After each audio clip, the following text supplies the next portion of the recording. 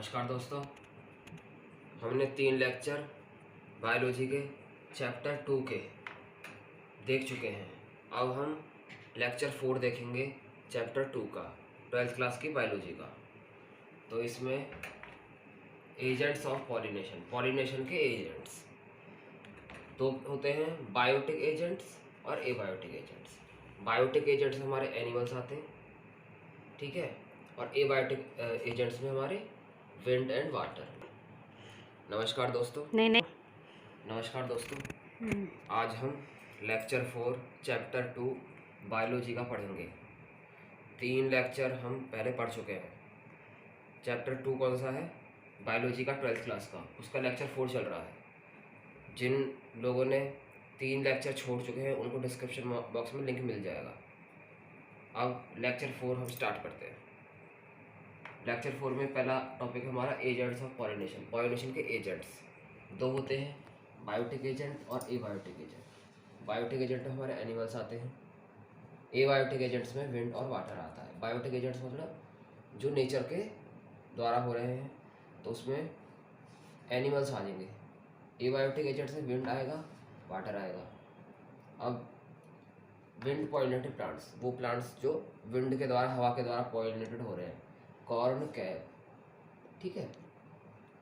Water pollinated plants कौन से होंगे? जो पानी के द्वारा पॉलिनेटेड हो रहे हैं, पानी के द्वारा उनमें पॉलिनेशन हो रहा है।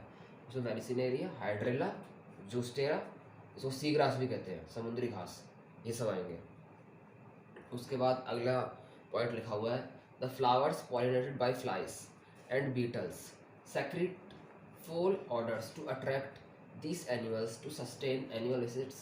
The flowers have to provide rewards, pollen grains plus nectar. इसका मतलब ये है, जब प्लांट का पॉलिनेशन हो रहा है, प्लांट पॉलिनेशन कर रहा है, तो पॉलिनेशन करने के लिए उसे क्या है? इंसेक्ट की जरूरत पड़ेगी। इंसेक्ट को यहाँ पर एनिमल कहा गया है, ठीक है। जैसे बायोटिक एजेंट एनिमल्स, तो इसमें इंसेक्ट्स आएंगे। तो अब प्लांट्स को क्या है? पॉलिनेशन करवाना है, तो उसको इंसेक्ट्स की जरूरत पड़ेगी। इंसेक्ट की जरूरत पड़ेगी तो इंसेक्ट्स ऐसे तो आएंगे नहीं, उसको क्या करना पड़ेगा? उसको एक ऑर्डर, मतलब एक स्मेल, खुशबू छोड़नी होगी, ठीक है। उस खुशबू की वजह से क्या होगा? जो है जो इंसेक्ट्स हैं वो अट्रैक्ट होंगे, वो उस फूल पर बैठेंगे। जब फूल पर बैठेंगे तो पोलन ग्रेन्स उनके पैरों में चिपक जाएगी, और फिर वो जब वो फीमेल पार्ट जो है फ्लावर का उस पर बैठेंगे, तो वहाँ से जो है वो पोलन ग्रेन्स स्टिग्मा में ट्रांसफ़र होकर के पॉलिनेशन हो जाएगा। तो प्लांट्स को पहले क्या करना पड़ेगा? रिवार्ड देना पड़ेगा, उसको एक इनाम देना पड़ेगा इंसेक्ट को, ताकि वो पॉलिनेशन कर सके। तो इनाम क्या होगा हमारा? Pollen grains plus nectar. Nectar क्या होता है? हनी, शहद, ठीक है। अगला पॉइंट क्या कहता है? For harvesting this rewards, pollen grains plus nectar from flower, the animal visitors comes in contact with the anthers and stigma, ऐसे रिजल्ट पॉलिनेशन ऑफर्स। इसमें भी ये कहा गया है कि जब प्लांट, वो इंसेक्ट्स है, वो फॉल ऑर्डर्स, मतलब खुशबू की वजह से प्लांट्स ने खुशबू छोड़ी, तो उसको लेने के, उस खुशबू से अट्रैक्ट होकर के अब जो इंसेक्ट है वो प्लांट पर, कुछ फ्लावर पर बैठेगा। तो फ्लावर पर जब वो बैठेगा तो अब पॉलिनेशन वो करेगा। पॉलिनेशन ऐसे करेगा कि वो जब वो मेल पार्ट पर बैठेगा तो उसके पोलन ग्रेन्स उसके पैरों पे चिपक जाएंगे। अब जब फिर वहाँ से उड़ करके जब वो फीमेल पार्ट पर बैठेगा तो पोलन ग्रेन्स वहाँ से होकर के स्टिग्मा के थ्रू, स्टाइल के थ्रू पॉलिनेशन हो जाएगा ओव्यूल में। अच्छा, अब बदले में प्लांट उसको क्या देगा? इंसेक्ट पॉलिनेशन करवाएगा, प्लांट की पॉलिनेशन मदद करेगा, तो बदले में प्लांट उसे क्या देगा? पॉलन ग्रेन्स प्लस नेक्टर, मतलब शहद भी देगा। पॉलन ग्रेन्स भी देगा और शहद भी देगा, ठीक है। पॉलन ग्रेन्स का इंसेक्ट क्या करेगा? उसे ईट कर लेगा, जो पॉलन ग्रेन्स उसको न्यूट्रिशन देंगे, ठीक है।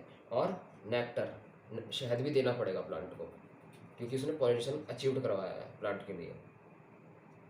नेक्स्ट पॉइंट क्या है? Example of this type of pollination is the tallest flower of amorphophallus. इस टाइप का जो पॉलिनेशन होता है उसका एग्जाम्पल है क्या है? Tallest flower of amorphophallus. Amorphophallus सबसे टॉलेस्ट फ्लावर होता है, सबसे लंबा फ्लावर होता है, ये उसका एग्जाम्पल है इस टाइप के पॉलिनेशन का, ठीक है। Next topic, pollen pistol interaction.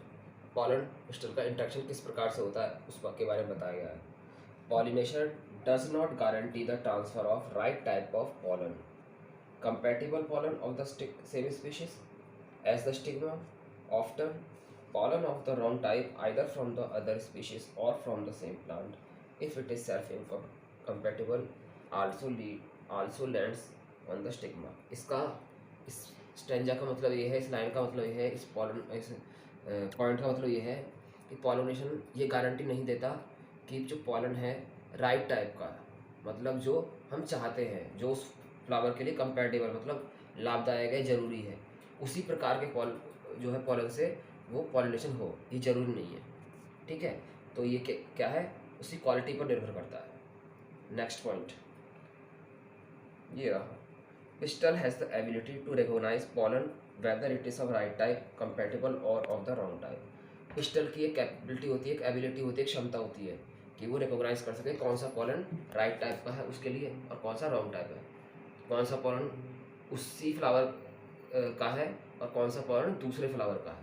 तो जो उसी फ्लावर का या उससे संबंधित प्लांट स्पीशीज़ का पॉलन है उसको वो एक्सेप्ट करेगा, और मान लो कोई दूसरे फ्लावर का पॉलन है तो उसको वो रिजेक्ट करेगा। जैसे कि गुलाब और कोई दूसरा प्लांट है, तो गुलाब को पॉलिनेट करना है तो वो गुलाब के पॉलन से ही वो पॉलिनेट होगा, तो इसको कौन रिकॉग्नाइज करेगा, पिस्टल।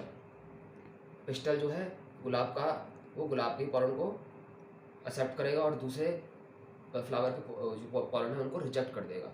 तो एक एबिलिटी किसी होती है ये, पिस्टल की। इस लाइन में, इस पॉइंट में यही कहा गया है। Thank you. कोई भी आपकी क्वेरी हो, इस टॉपिक से रिलेटेड कोई क्वेश्चन हो तो आप कमेंट बॉक्स में टाइप कर सकते हैं। चैनल को लाइक करें, सब्सक्राइब करें, शेयर करें ताकि और भी वीडियोस बन सके। Thank you.